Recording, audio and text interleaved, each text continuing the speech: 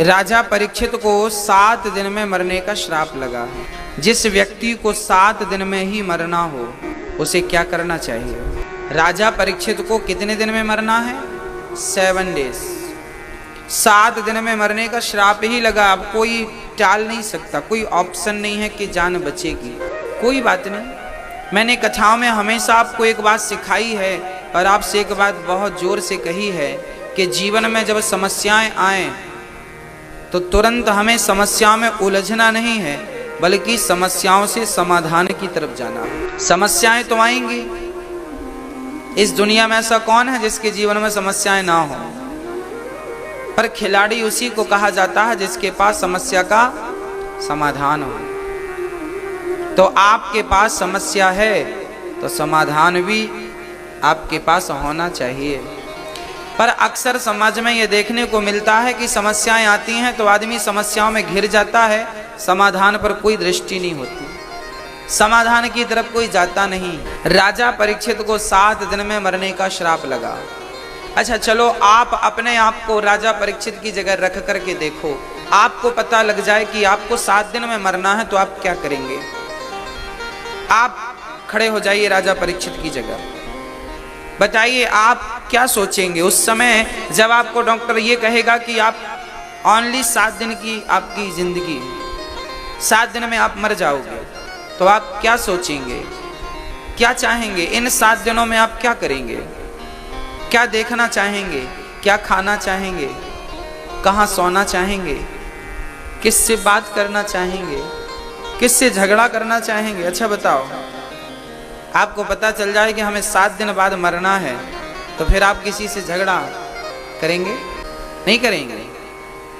तो अभी करते हैं, अभी इसलिए कर रहे हैं कि आपको पता है कि अभी तो बहुत जिंदगी है हमारी, बहुत जीना है हमें। आप भूल गए हैं, आप भूल गए हैं कि आपको मरना भी है। इसलिए मेरी प्रार्थना है आप मत भूलिए कि आपको मरना है।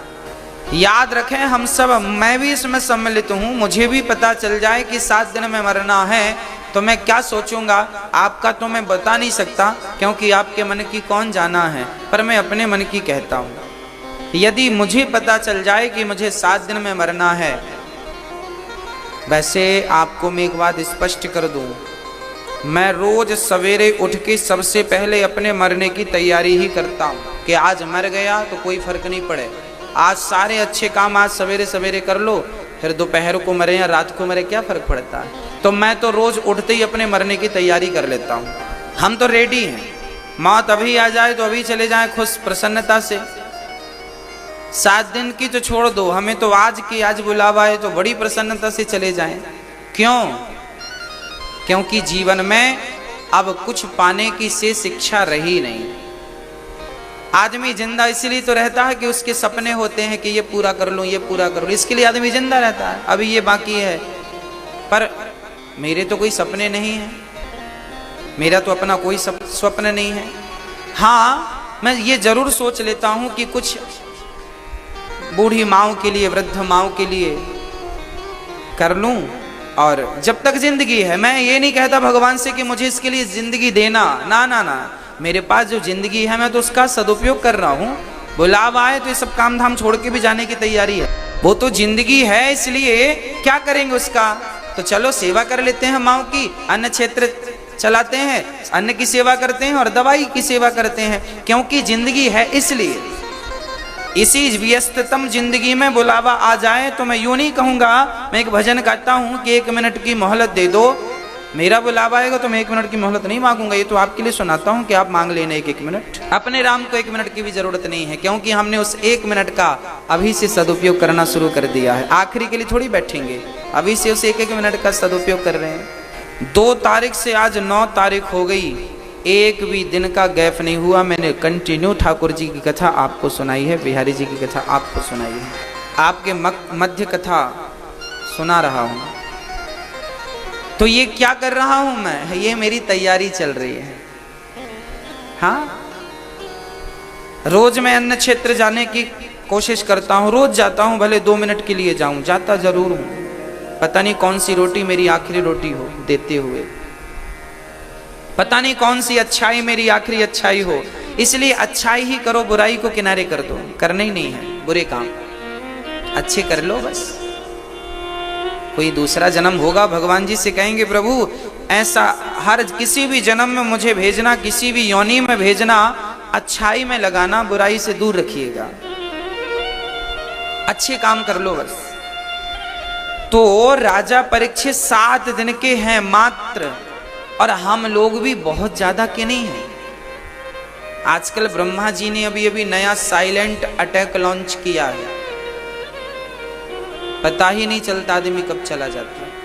बाजू में सोता सोता निपट जाए, पता नहीं चलता बाजू वाले को। हाँ, वो चीखना, चिल्लाना, तड़पना, वो सब बंद कर दिया ठाकुर जी ने।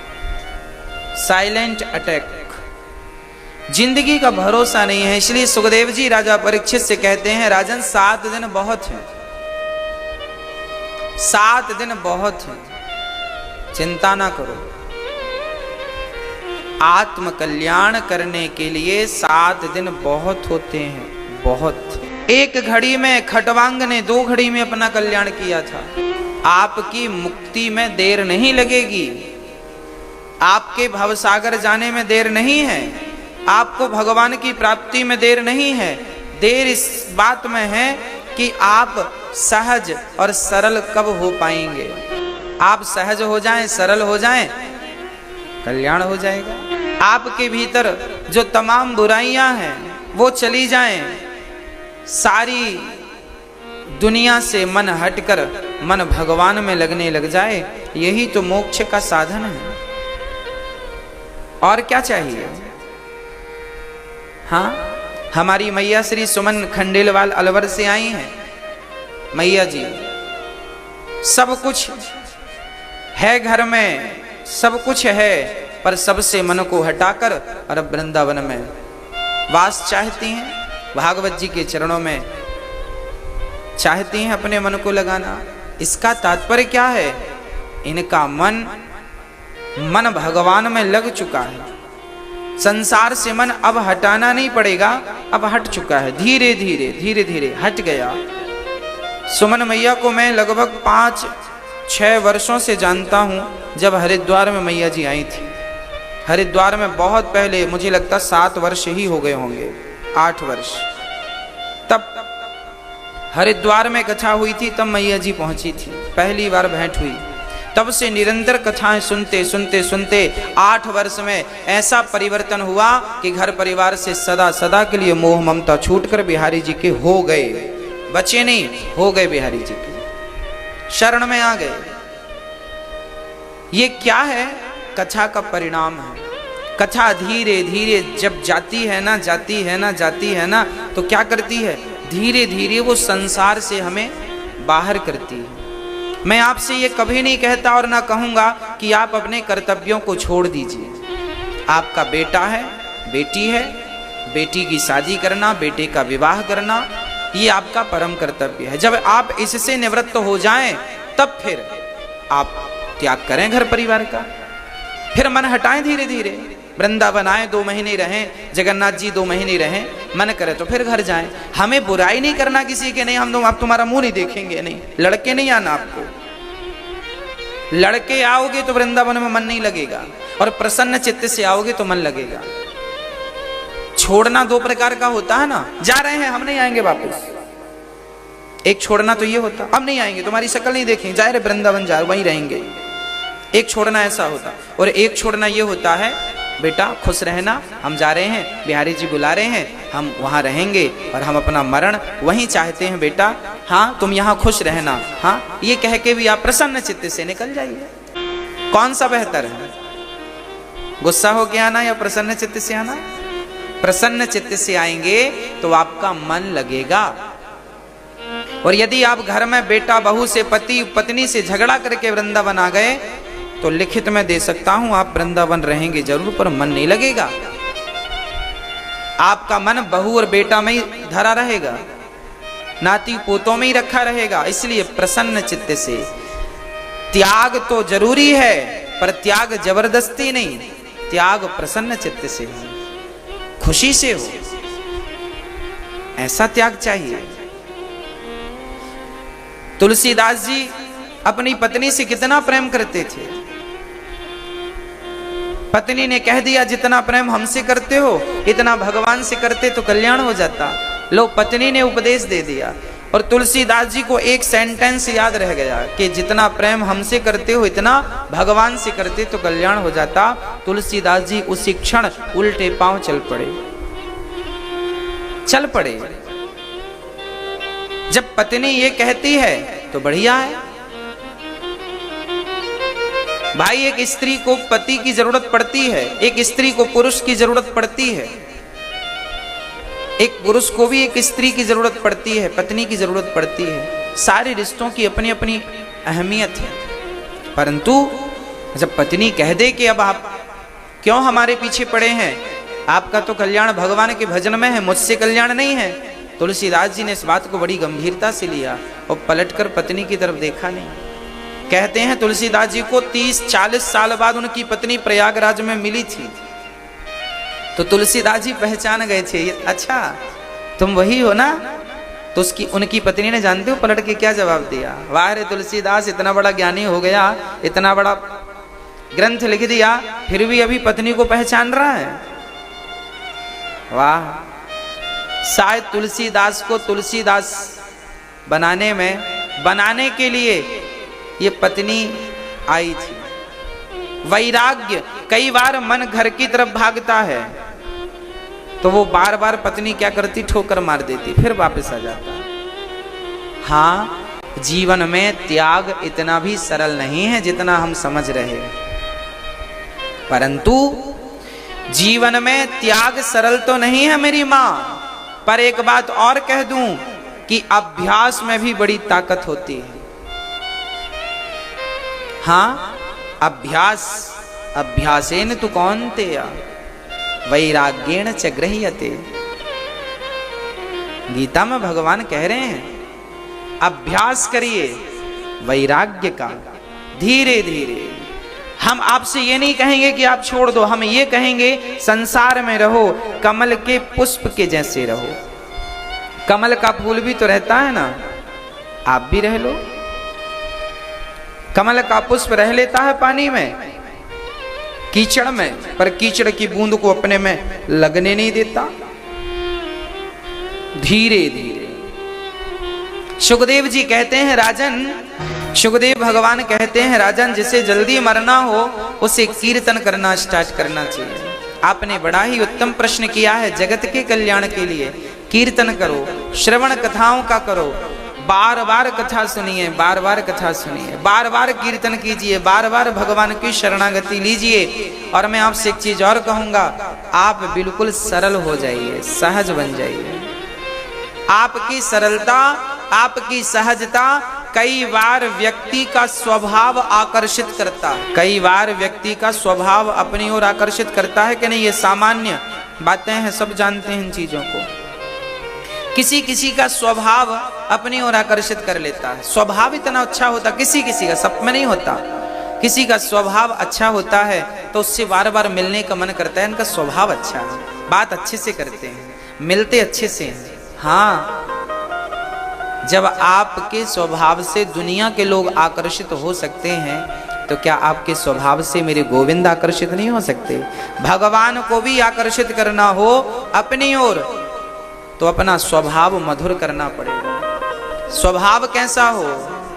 सरलता। भगवान छठवीं भक्ति यही कहते हैं रामचरितमानस में, छठ दम शील बिरत बहु कर्मा निरत निरंतर सज्जन धर्मा। छठ दम शील विरत बहु कर्मा निरत निरंतर सज्जन धर्मा। सज्जन बन जाओ, स्वभाव सरल हो जाए। हाँ, सरल स्वभाव मन को आकर्षित करता है। और सुखदेव भगवान कहते हैं राजन, आपको जल्दी मरना है, इसलिए आप जल्दी से अपना मन यहां वहां से हटाकर बहुत जल्दी भगवान में मन लगा दीजिए। जितने जल्दी हो सकता है अपना मन भगवान के चरणों में लगा दो। इसी से हम सबका उत्थान है, सबका कल्याण है। और क्या करना है? बोले तस्मात् भारत सर्वात्मा भगवान ईश्वरो हरि श्रोतव्यः कीर्तितव्यश्च स्मर्तव्यश्चेच्छिता भय। हमें अधिक से अधिक क्या करना चाहिए? श्रोतव्यः, अधिक से अधिक कथाओं को सुनना चाहिए, अधिक से अधिक कीर्तन करना चाहिए। एक सज्जन ने हमसे प्रश्न कर लिया कि गुरुजी, कथाओं को सुनने से क्या होगा? हम कथाएं सुनेंगे, इससे क्या फर्क पड़ेगा? आज साइंस पढ़ने वाले स्टूडेंट हैं, साइंस का जमाना है। आजकल बच्चे कहते हैं कथा सुनने से, तो हम आपको बता दें कि कथा सुनने से क्या होता है। अच्छा, कोई आपको गाली दे तो क्या होता है? गुस्सा आता है। गाली भी मुंह से निकलती है और कानों से भीतर जाती है। कथा भी मुंह से निकलती है और कानों से भीतर जाती है। दोनों का सिस्टम एक ही है, गाली और कथा। पर देखो ना, गाली आपको दी गई तो तुरंत गुस्सा आया। यदि गाली अपना प्रभाव तुरंत दिखाती है तो याद रखना, कथा भी अपना प्रभाव तुरंत दिखाती है। गाली आपके मन को अशांत कर देती है, जबकि कथा आपके मन को शांत कर देती है। ये आप सुन रहे हैं 3 दिन से, तो आप इसको महसूस कर रहे होंगे। आप ही इसके गवाह हैं, मैं इसकी गवाही नहीं दे सकता। आप ही इसके गवाह हैं कि आप ही बताइए, आप कथा सुनते हैं तो मन को शांति मिलती है कि नहीं? आनंद मिलता है कि नहीं? हाँ या ना मैया जी? मिलता है। मतलब कथा अपना प्रभाव दिखा रही है, मन को शांत कर रही है, मन को संसार से हटा रही है।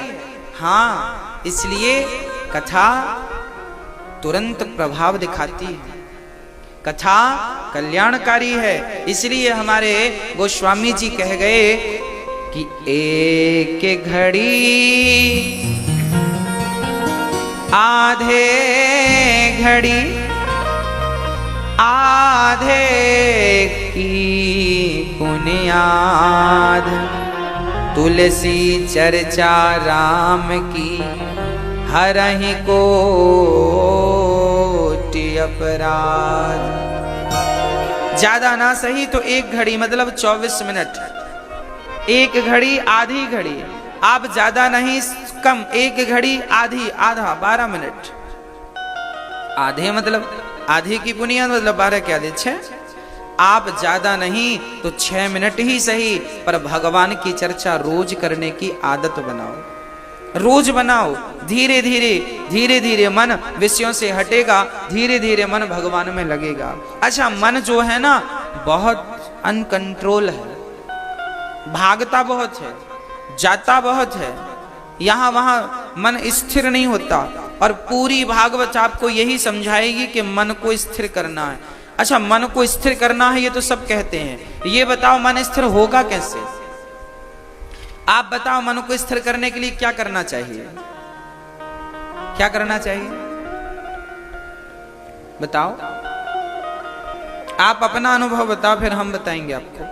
मन को स्थिर करने के लिए क्या करना चाहिए? मन बहुत भागता है, ये सबकी समस्याएं, एक की नहीं, सबकी समस्याएं है महाराज जी। मन कंट्रोल नहीं है, मन बहुत भागता है, यहां वहां यहां कहां कहां देखें इसे, बहुत गंदा हो जाता है। मन को कैसे शुद्ध करें और मन को कैसे वश में करें, इसका उपाय क्या है? बोले मन को वश में करने के कुछ उपाय हैं। पहला उपाय है कि मन से मानसिक पूजा की जाए। मन से कौन सी पूजा की जाए? पूजा 2 प्रकार की होती है भक्तों। एक पूजा होती है शारीरिक पूजा, एक पूजा होती है मानसिक पूजा। शारीरिक पूजा क्या है और मानसिक पूजा क्या है, ये भी मैं आपको समझाऊं। शारीरिक पूजा होती है शरीर से की हुई पूजा। जैसे आप लोग सुबह उठते हैं, स्नान करते हैं, फिर भगवान जी के कमरे में जाते हैं, मंदिर जाते हैं अपने घर में, और लड्डू गोपाल जी को स्नान कराया, तो कपड़े पहनाए, तो मुकुट पहनाए, तो बाल पहनाए, तो श्रृंगार किया, तो दूध खिलाए, दूध पिलाया, तो मिश्री खिलाई, फिर आरती उतारी। ये पूजा कहाँ से हो रही है? शरीर से। इसलिए इसे शारीरिक पूजा कहते हैं। शरीर से की गई पूजा को शारीरिक पूजा कहते हैं।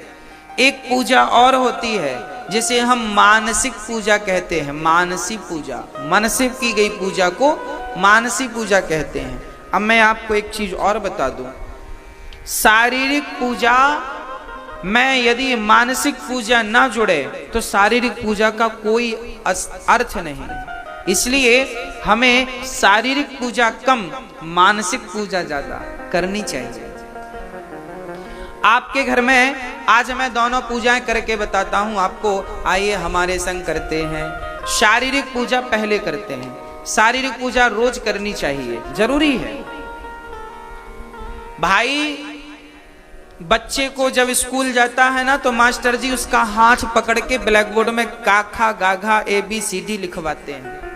हाथ ना पकड़ के लिखवाएं तो वो लाइन सही खींचती नहीं है ना उससे। एक बार बताते हैं, हाथ पकड़ के यूं करो, यूं ये A, फिर यूं करके यूं कर दो ये B। हाँ, तो शारीरिक पूजा पहले जरूरी है। शारीरिक पूजा जब कर लोगे तो फिर वो माइंड में सेट हो जाएगी, फिर वैसे ही मानसिक पूजा कर लेना। तो पहले मैं शारीरिक पूजा बताऊं। शारीरिक पूजा, आप सबके घर में लड्डू गोपाल जी हैं या नहीं? आपके घर लड्डू गोपाल जी नहीं है? अरे राम राम राम राम। भारत की हो कि पाकिस्तानी हो? भारत में रह करके लड्डू गोपाल जी घर में नहीं है तो ये तो बड़ी आश्चर्य की बात है। हम सबके घर में लड्डू गोपाल जी होना चाहिए, तुलसी होना चाहिए। जिस घर में तुलसी ना हो, जिस घर में लड्डू गोपाल जी ना हो, वो घर शमशान कहा जाता है। हमारे वैष्णव में कहते हैं कि वो घर घर नहीं है, वो घर शमशान है जिस घर में तुलसी ना हो। हाँ, और जिस घर में लड्डू गोपाल जी ना हो। लड्डू गोपाल जी घर में होना अति आवश्यक है, तुलसी होना अति आवश्यक है। घर के द्वार पर क्या होना जरूरी है? घर के द्वार पर स्वास्तिक होना जरूरी है, शुभ लाभ लिखा होना जरूरी है। श्री गणेशाय नमः, घर के मुख्य दरवाजे के ऊपर गणेश जी का चित्र होना चाहिए। आपके द्वार पर जहां हम लोग शुभ लाभ लिखते हैं ना दरवाजे की इस तरफ, वहां शंख और चक्र भी होना चाहिए। शंख का निशान आता है बना हुआ, खरीद सकते हैं, सस्ता आता है। शंख का निशान होना चाहिए, चक्र का निशान होना चाहिए, चक्र।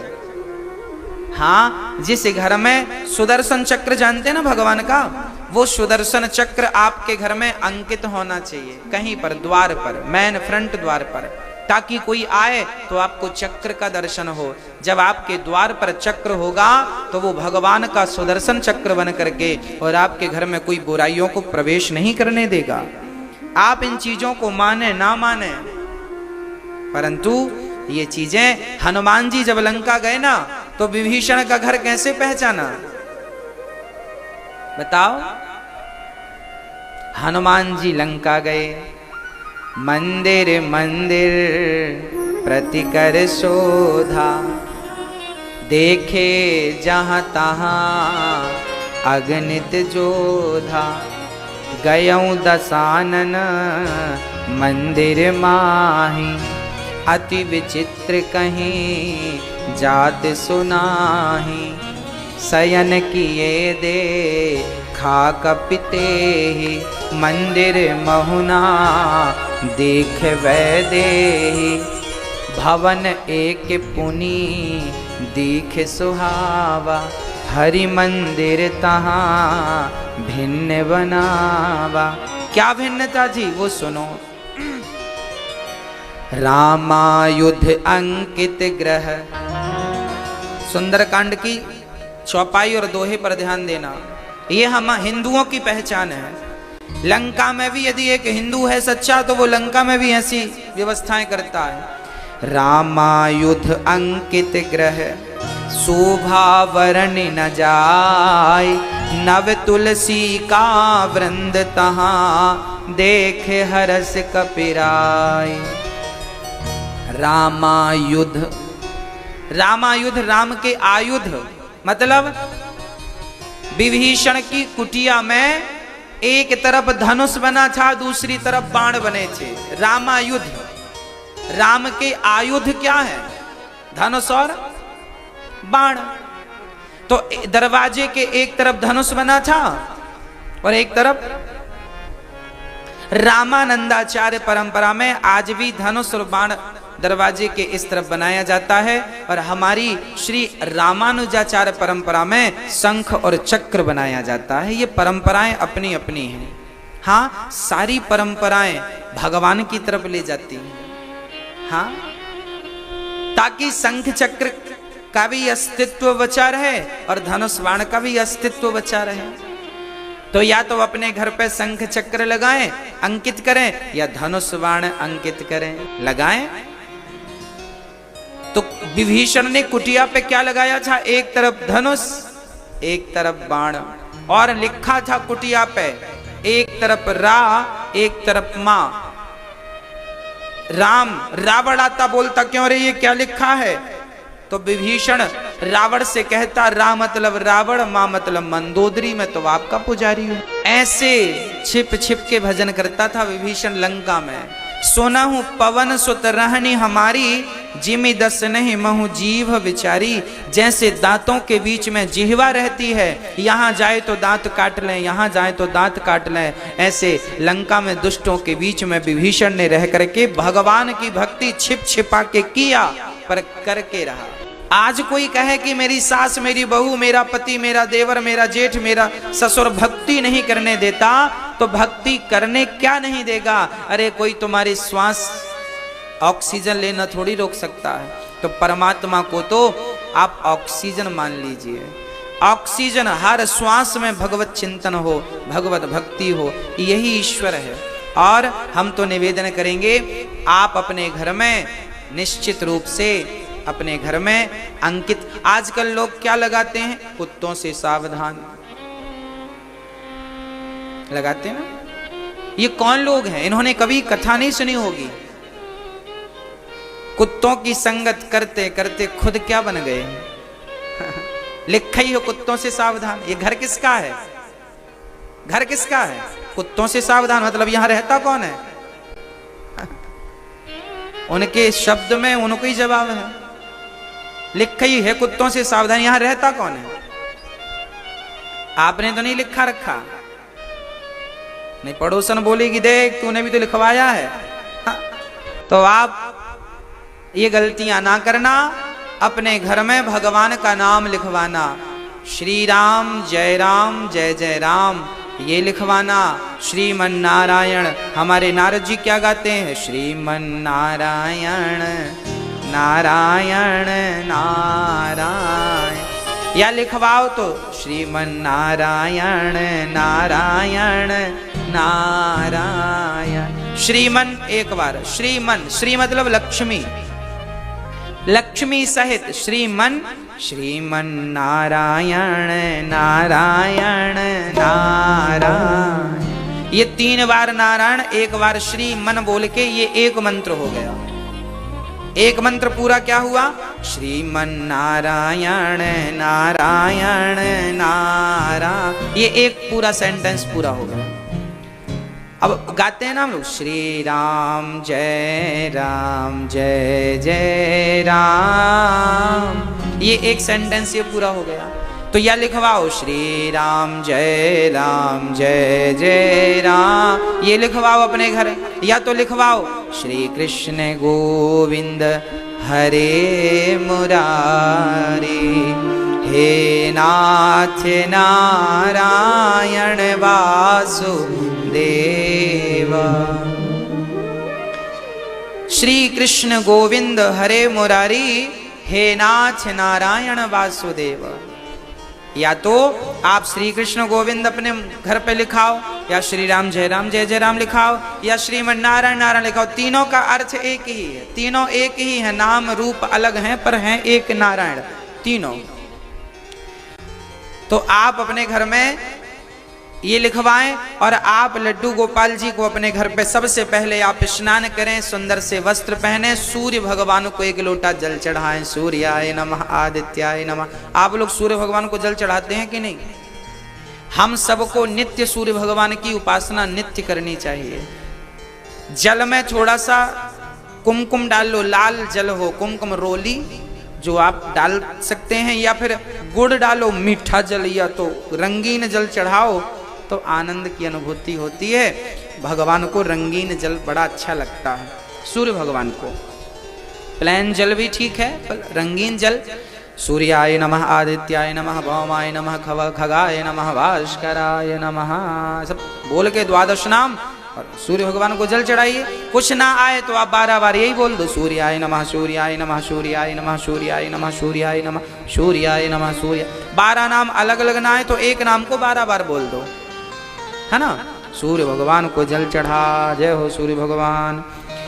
जल चढ़ाने से 2 फायदे हैं। पहले तो सूर्य भगवान की कृपा बरसती है, दूसरा हमें विटामिन डी मिल जाता है। साइंस भी कहता है कि जल चढ़ाने से, जल कैसे चढ़ाया जाता है, दोनों हाथ को ऊपर करके यूं, जल ऐसे नहीं चढ़ाया जाता, ऐसे लोटे में जल भरो, ऊपर हाथ करो और ये ध्यान रखो कि जल का छींटा, जल के जो छींटे वो आपके पांव पे वापस ना गिरे।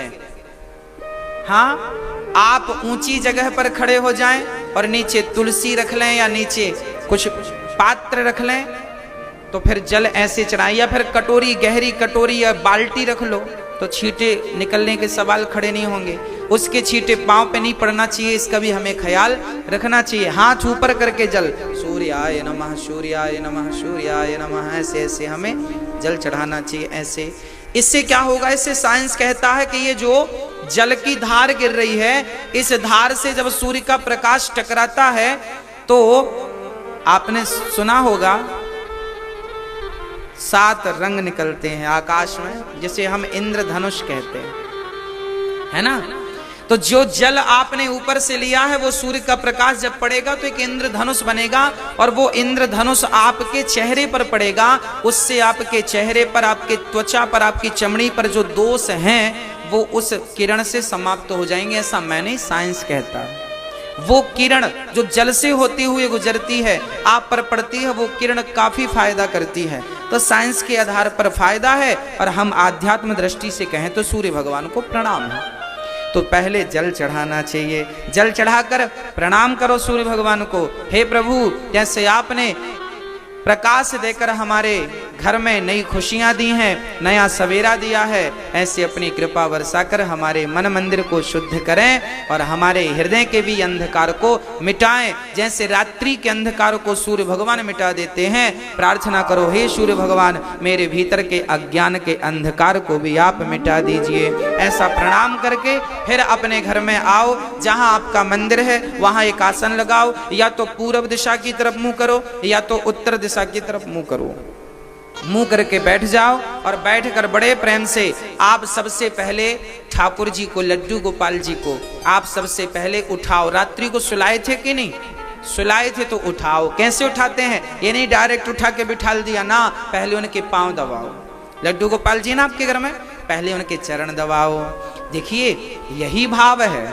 फॉर्मेलिटियां हमें भक्ति में नहीं करनी, भाव से करना है। ठाकुर जी के पांव दबाओ, और जरा एक आध लोरी सुनाओ उठाने की। हाँ? रोज प्रेम से गाओ। नहीं गा सको लोरी तो ऐसी कहो, हे प्रभु उठो, कितना सोएंगे, उठिए, पांव दबाइए, थोड़ा हिलाइए डुलाइए, पांव दबाइए, फिर उनके कंधे को दबाइए और बड़े प्रेम से उनको हिलाइए और उठा के बिठा लिए। फिर एक थाली लीजिए, आपके घर में तांबे की थाली हो, स्टील की थाली हो, चांदी की थाली हो, सोने की थाली हो, आपकी सामर्थ्यता जैसी हो, थाली लीजिए। थाली पर एक स्टार बनाइए। ठाकुर जी को भजन ना सही, कीर्तन सही, है ना। भजन रोज भगवान को बड़ा अच्छा लगता है। भागवत में ये बात लिखी है, भागवत के 11वें स्कंध में लिखा है। एक भागवत जी में एक बढ़िया सब्जेक्ट है 11वें स्कंध में लिखा है भागवत जी में, भगवान स्वयं कहते हैं अपने मुंह से, भगवान स्वयं कहते हैं कि मुझे हफ्ते में 15 दिन में एक बार भजन रोज सुनाओ, और हफ्ता 15 दिन में एक बार हमें कोई उत्सव ऐसा घर में रखो कि जरा हमें नाच करके भी दिखाओ। आप लोग अपने घर में ना हफ्ता 15 दिन में एक बार नाचा भी करो। नाचते हो कि नहीं आप लोग? बढ़िया घर में, आपके घर में सिस्टम तो आजकल सबके घर पे होता है, मोबाइल पे कोई बढ़िया भजन लगाओ, बढ़िया कीर्तन लगाओ, और ठाकुर जी की पूजा करते करते जब पूजा हो जाए तो ठाकुर जी को जरा गोद में लो और ठाकुर जी के संग जरा झूम झूम के जरा झूम लो, उनके संग जरा नाचो, उनको भी नचाओ। हाँ, भगवान को बहुत अच्छा लगता है। अच्छा ये बताओ, कई बार माँ बाप बच्चों को नचाते हैं कि नहीं? नाचो बेटा, नाचो नाचो, देखो अंकल आए हैं, जरा नाच के दिखाओ, बच्चा नाचने लगता है ऐसे। तो कई बार बच्चा बोलता मम्मी आप नाचो, तो फिर माँ नाच के बताते हैं ऐसे ऐसे। हाँ, इससे क्या होता है? अरे भाई, बच्चों की खुशी के लिए माँ नाचती है और माँ की खुशी के लिए बच्चा नाचता है। तो भगवान की खुशी के लिए भक्त नाचता है, भक्त की खुशी के लिए भगवान नाचता है। मीराबाई नाचती थी कि नहीं? मैं आपसे तांडव करने का नहीं बोल रहा हूं। नहीं, तांडव करने लगो घर में। जरा भाव से नाचने का बोल रहा हूं, जरा मस्ती से झूमते हुए ऐसे। ठाकुर जी को लो, नहीं लेना तो बैठने दो उनको, और दिखाओ उनके लिए, भगवान प्रभु देखो मैं आपके लिए नाच रही हूँ। बढ़िया भजन लगाओ घर पे, कीर्तन लगाओ, और जरा झूमते रहो उनके नाम से, उन्हें अच्छा लगेगा। हम अपनी खुशी के लिए कुछ ना करें, हम जो करें बिहारी जी के लिए करें। हमारे बिहारी जी जिसमें खुश होते हैं, हमें वही काम करना चाहिए जिसमें हमारे भगवान खुश होते हैं। हाँ, बच्चे जिसमें खुश होते हैं माँ वही तो बना कर देती है। गाजर का हलवा पसंद है तो माँ क्या बनाएगी? बच्चे को रबड़ी पसंद है तो माँ क्या बनाएगी? ऐसा तो नहीं कि बच्चे को रबड़ी पसंद है तो माँ गाजर का हलवा पकड़ा दे ना। बच्चे की पसंद से माँ चलती है, हाँ या ना? माँ को पता चल जाता है मेरे बच्चे को क्या पसंद है, जो पसंद है वो बना के देती है। क्यों? उसकी खुशी के लिए। बस भगवान को जो पसंद है, हमारे बिहारी जी को सत्य पसंद है, हमें झूठ नहीं बोलना। क्यों? क्योंकि हमारे बिहारी जी को सच पसंद है, तो अपने लिए ना सही अपने बिहारी जी के लिए सच बोला करो। हमारे बिहारी जी को पसंद है, उन्हें पसंद नहीं है। भाई मांस बिहारी जी को पसंद नहीं है तो नहीं खाते, शराब उन्हें पसंद नहीं है नहीं पीते, कपट उन्हें पसंद नहीं है नहीं करते, छल उन्हें पसंद नहीं है नहीं करते। अपने लिए ना, बिहारी जी के लिए सही। हमारे बिहारी जी को जो अच्छा नहीं लगता हमें वो नहीं करना चाहिए, हमें वही करना चाहिए जो बिहारी जी को पसंद है। बिहारी जी चाहते हैं कि मेरा भगत सबकी सेवा करे, मेरा भक्त सब में भगवान को देखे, मुझ में सबको, मुझे सब में देखे। बस यही हमें करना चाहिए, सबकी सेवा, सबका आशीर्वाद मिले, ऐसा कुछ काम करो। तो ये तो शारीरिक पूजा होगी। किस किस को समझ में आई शारीरिक पूजा? आई तो सिर हाथ उठाओ, नहीं आई तो फिर मत उठाओ। समझ में? मैया आपको नहीं आई?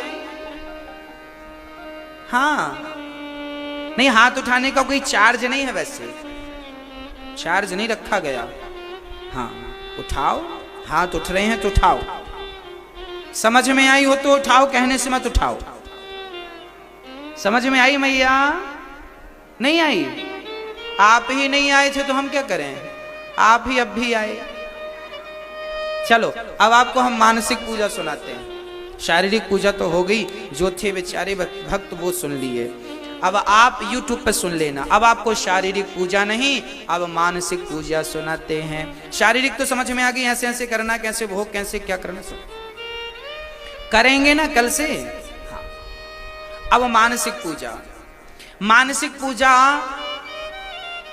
मन से होती है, और यही सच्ची और अच्छी पूजा है। बड़े बड़े साधु संत जंगल में जो बैठे हैं वो यही पूजा कर रहे हैं।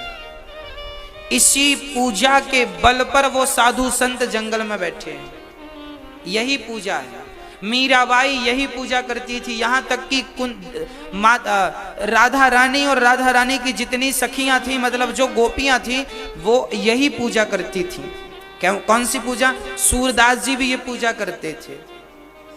आपने वृंदावन में नाम सुना होगा श्री हरिदास जी महाराज का। हरिदास जी महाराज जी का नाम सुना है कभी आपने? ये वही श्री हरिदास जी महाराज हैं जिन्होंने बिहारी जी को प्रकट किया है ना। श्री हरिदास जी महाराज वृंदावन में निधि वन में रहा करते थे।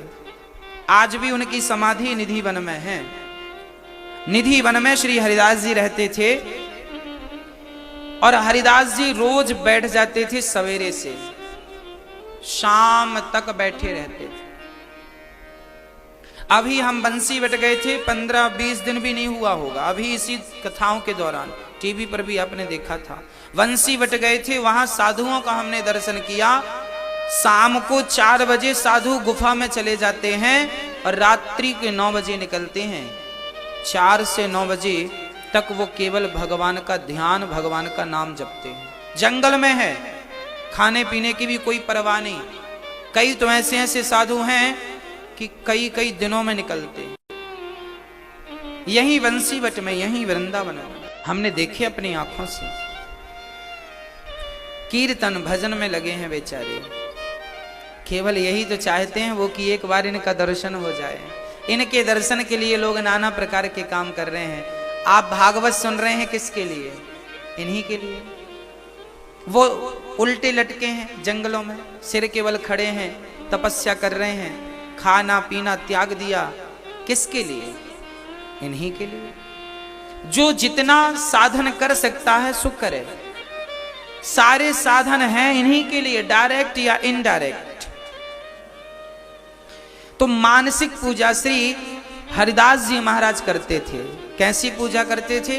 श्री हरिदास जी महाराज नेत्र बंद करके बैठ जाते थे। नेत्र बंद करके वो बैठ जाते थे और भाव बनाते थे। जैसे मैंने आपको एक दिन बताया था, लड्डू खिलाओ भगवान को, वही मानसिक पूजा थी। आंख बंद करते थे हरिदास जी और भाव बनाते थे कि हम बिहारी जी के पास हैं, बिहारी जी हमारे सामने खड़े हैं, हम बिहारी जी को अपने हाथ से लड्डू खिला रहे हैं। भाव बनाओ और बस ऐसा भाव बनाओ कि वो आपके सामने खड़े हैं और आप उन्हें खिला रहे हैं। नेत्र बंद हो, भाव हो, हम लड्डू खिला रहे हैं, हम उनके चरण सेवा कर रहे हैं। लक्ष्मी जी पांव दबा रही हैं नारायण के, तो आप भी भाव बनाओ कि हमारे सामने नारायण जी लेटे हैं, एक तरफ लक्ष्मी माँ बैठी हैं, दूसरी तरफ हम बैठ गए और भगवान के पांव दबा रहे हैं। भाव बनाओ, भाव। आप बैठो यहीं पर भाव हो कि आपके सामने लक्ष्मी नारायण हो और आप जाप कर रहे हैं श्रीमन नारायण। नारायण मुंह से निकल रहा और पांव नारायण के दबा रहे। इसी का नाम है मानसिक पूजा और यही जप है। आजकल लोग खाली नाम जपते हैं, राम राम राम। इससे नहीं काम बनेगा। राम का नाम जब जपो तो राम को सामने खड़ा कर लो मानसिक रूप से। राम जी खड़े हैं, हम राम के पांव दबा, राम जी लेटे हैं, एक तरफ से लक्ष्मण जी पांव दबा रहे हैं, एक तरफ से हम पांव दबा रहे हैं और हम जप भी रहे हैं सीताराम सीताराम सीताराम। पांव किसके दबा रहे हैं? आप अपनी माँ के पांव दबाओ, पांव तो माँ के दबाओ, पर भाव ये रहे कि हम तो राम के पांव दबा रहे हैं और राम राम बोलते जाओ, सीताराम सीताराम सीताराम सीताराम। ये पांव दबा रहे हैं, कितना बढ़िया है। क्यों? माँ भी खुश हो जाएगी और भजन भी हो जाएगा, भगवान भी खुश। एक पंथ दो काज, रास्ता एक है पर फल दो है। पंथ एक है, काम दो है। तो यही मानसिक पूजा। एक बार मानसिक पूजा श्री हरिदास जी महाराज कैसी कर रहे थे। एक दिन क्या हुआ, हरिदास जी महाराज के पास एक बहुत बड़े सेठ जी आए। उनका इत्र का बड़ा कारोबार था। एक डिब्बी में इत्र लाए, बड़ा महंगा इत्र था। ये मान के चलिए कि उस जमाने में वो इत्र 5000 का रहा होगा, बड़ा महंगा था। सेठ जी ने इत्र हरिदास जी को दिया और हरिदास जी ने उस समय नेत्र बंद थे, वो मानसिक पूजा कर रहे थे। वो बिहारी जी का दर्शन मानसिक रूप से कर रहे थे। उसी समय इत्र की शीशी हरिदास जी को जब सेठ जी ने दी तो हरिदास जी ने उस शीशी का ढक्कन खोल दिया और ढक्कन खोल के पूरी शीशी पलटा दी। निधि वन में जमीन में पूरा इत्र गिर गया। सेठ को बड़ा गुस्सा आया, मैंने इतना महंगा इत्र दिया और जमीन में डाल दिया। बाबा जी तो ऐसे ही हैं, इनको तो इत्र की कीमत ही नहीं पता। इतना महंगा इत्र दिया, गिरा दिया। 1 घंटे बाद जब हरिदास जी की समाधि खुली तो सेठ जी हाथ जोड़ के बोला, गुरु जी आपने इत्र, हमने आपको इत्र दिया था लगाने को और आपने तो फेंक दिया सारा इत्र। हरिदास जी ने कहा, बेटा मैंने इत्र फेंका नहीं है, जहां मुझे पहुंचाना था वहां ये तेरा इत्र पहुंच गया। सेठ बोला, कहां पहुंचाना था? बोले, बिहारी जी के मंदिर में मैं भाव बना रहा था। उन्होंने भाव से देखा कि राधा जी कृष्ण के संग होली खेल रहे हैं। श्याम सुंदर ने पिचकारी में रंग भरा और राधा रानी के ऊपर डाला, पर राधा रानी के पास पिचकारी तो थी, पानी तो था, पर रंग नहीं था। तो हरिदास जी ने कहा, उसी समय तुमने, मेरे मन में ये भाव चल रहा था कि राधा जी के पास पानी तो है, पिचकारी तो है, पर कोई साधन नहीं है, तभी तुमने इत्र पकड़ा दिया। तो मैंने इत्र का ढक्कन खोल के राधा रानी की तुम्हें लगा कि मैंने जमीन में गिराया, पर मैंने राधा रानी की बाल्टी में गिराया और फिर भाव बनाया कि राधा ने बाल्टी से भरा और श्याम सुंदर के ऊपर पिचकारी डाली।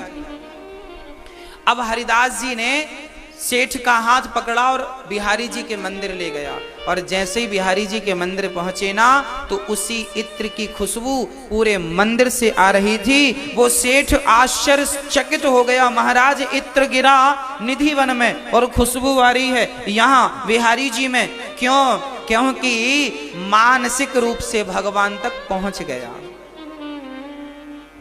आपने वस्तु तो यहाँ चढ़ाई, हमने ये पुष्प ये चढ़ा दिया, यहाँ ये चढ़ गया, पर भाव हो कि ये भगवान के चरणों में पहुंचे तो भगवान तक पहुंच जाएगा। ये तो भाव की चीजें हैं। हाँ, भाव प्रधान भक्ति है, भक्ति भाव पर ही आधारित है। इसलिए आप ये ना सोचें कि हमने तो यहाँ चढ़ा। मानसिक पूजा यही है, मन से की गई पूजा भगवान निश्चित स्वीकार करते हैं। तो आप भाव से लड्डू खिलाओ, भाव से जल चढ़ाओ, भाव से सारी चीजें करो और भाव की सेवा निरंतर करते रहो।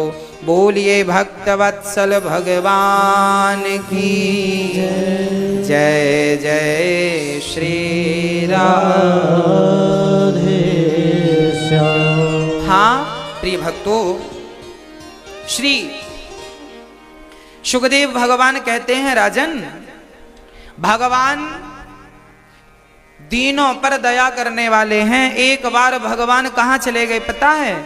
विदुर जी के घर चले गए। दुर्योधन ने 56 भोग दिया, खाए नहीं। विदुरानी के घर गए और क्या खाए? छिलकों का भोग लगाए भगवान। अच्छा बताओ, भगवान खाते हैं कि नहीं? बोलो।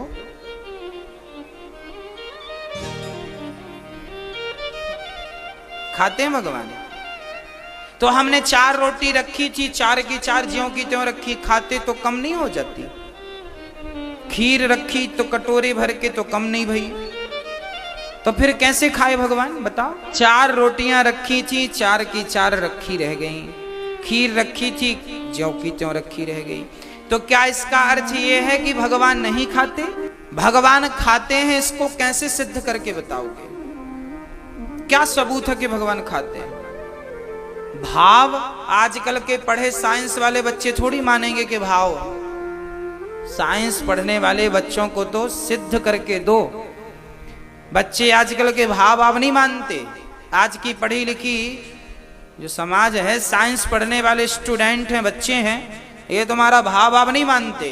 वो तो कहते हैं प्रूफ करके बताओ। यदि तुम भक्ति करती हो तो सिद्ध करके बताओ।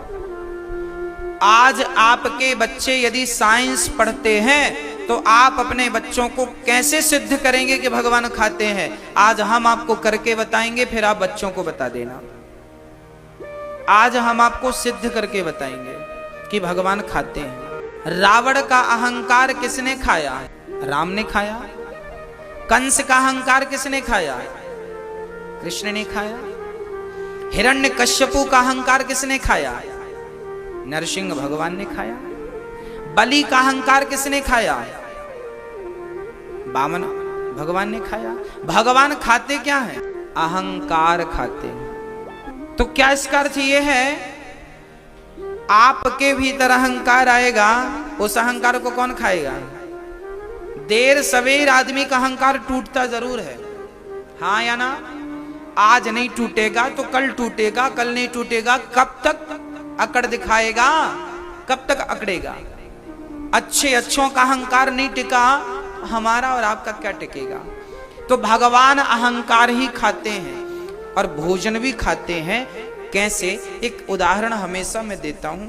आपके बच्चे यदि पढ़े लिखे हैं, साइंस को जानते हैं, तो उन्हें आप ऐसे एग्जाम्पल से समझाइए। देखिए ये पुष्प है, इसको हमने वजन किया तो इसका माना कि 10 ग्राम वजन निकला। अब हमने वजन 10 ग्राम निकला, अब इसके बाद हमने इसकी खुशबू ली, हाँ बहुत अच्छी खुशबू है। खुशबू लेने के बाद हमने फिर इसको तराजू पे रखा, तो बताओ अब इसका वजन कितना होगा? 10 ग्राम ही होगा, कम तो नहीं होगा, कम तो नहीं होगा। अरे भाई हमने खुशबू ले तो ली, हमने तो खुशबू ग्रहण कर ली, तो खुशबू ली है तो कुछ तो वजन कम होना चाहिए, पर नहीं हुआ। 10 ग्राम था, 10 ग्राम ही रहा। अरे इसका वजन कम नहीं हुआ, इसका अर्थ ये नहीं है कि हमने इसकी खुशबू नहीं ली, हमने खुशबू तो ले ली परंतु इसका वजन कम नहीं हुआ।